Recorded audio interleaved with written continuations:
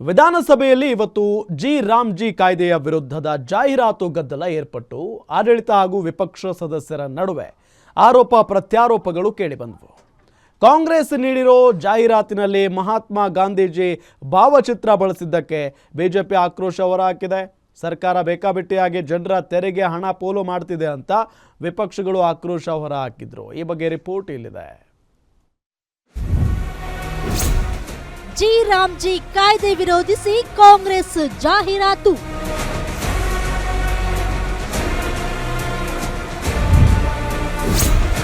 ಒಂದೇ ಒಂದು ಮಾತಿಗೆ ರಣರಂಗವಾಯಿತು ಸದನ.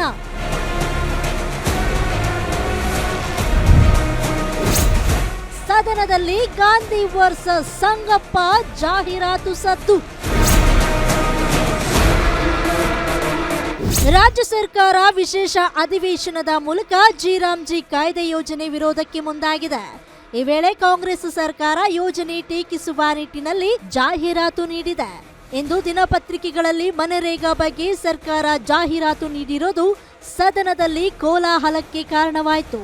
ಸಿದ್ದರಾಮಯ್ಯ ನೇತೃತ್ವದ ಸರ್ಕಾರ ತೆರಿಗೆದಾರರ ಹಣವನ್ನ ಸುಳ್ಳು ಪ್ರಚಾರಕ್ಕಾಗಿ ದುರುಪಯೋಗಪಡಿಸಿಕೊಂಡಿದೆ ಎಂದು ಪ್ರತಿಪಕ್ಷ ಬಿಜೆಪಿ ಆರೋಪಿಸಿದೆ. ವಿರೋಧ ಪಕ್ಷದ ನಾಯಕ ಆರ್ ಅಶೋಕ್ ಮಾತನಾಡಿ, ಜನರ ತೆರಿಗೆ ಹಣವನ್ನ ಬಳಸಿ ಜಾಹೀರಾತು ನೀಡಿರುವುದು ತಪ್ಪು. ಮಹಾತ್ಮ ಗಾಂಧೀಜಿಯವರಿಗೂ ಅಪಮಾನ ಮಾಡಿದ್ದಾರೆ ಎಂದರು. ಇನ್ನು ಇದೇ ವೇಳೆ ಸಂಗಪ್ಪನ ಬಗ್ಗೆ ಮಂಗಪ್ಪನವರು ಜಾಹೀರಾತು ಕೊಟ್ಟಿದ್ದಾರೆ ಎಂದು ಯತ್ನಾಳ್ ಸರ್ಕಾರದ ವಿರುದ್ಧ ವ್ಯಂಗ್ಯವಾಡಿದ್ರು.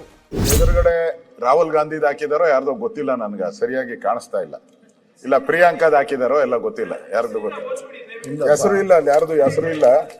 ಬಿಡಿ, ಆಯ್ತು. ಆಯ್ತು, ಯಾವುದು ಇಲ್ಲ. ಕೊಡೋದ್ರ ಸಲುವಾಗಿ ಈ ಒಂದು ಮನ್ರೇಗಾವನ್ನು ಎಬ್ಬಿಸ್ತಾ ಇದ್ದಾರೆ. ಇವತ್ತು ಗಾಂಧಿ ಬಗ್ಗೆ ಗೌರವ ಇಲ್ಲ, ಗಾಂಧಿನ ದಿನಾಲು ಕೊಲೆ ಮಾಡ್ತಾ ಇದ್ದಾರೆ.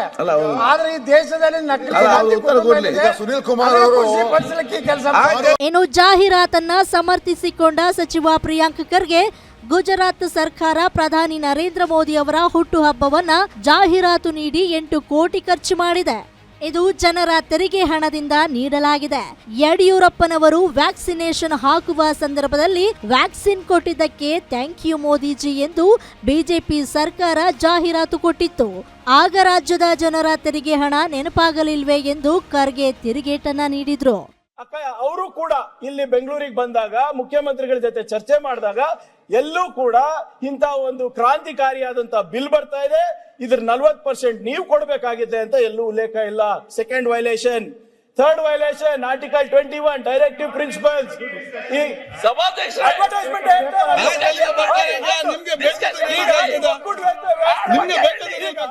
ರಾಜ್ಯದ ಪತ್ರಿಕೆಗಳಿಗೆ ನೀಡಿದ ಜಾಹೀರಾತು ವಿಚಾರಕ್ಕೆ ಆಡಳಿತ ಹಾಗೂ ಪ್ರತಿಪಕ್ಷ ಸದಸ್ಯರ ನಡುವೆ ಕೋಲಾಹಲವೇ ನಡೆದು ಹೋಗಿದೆ.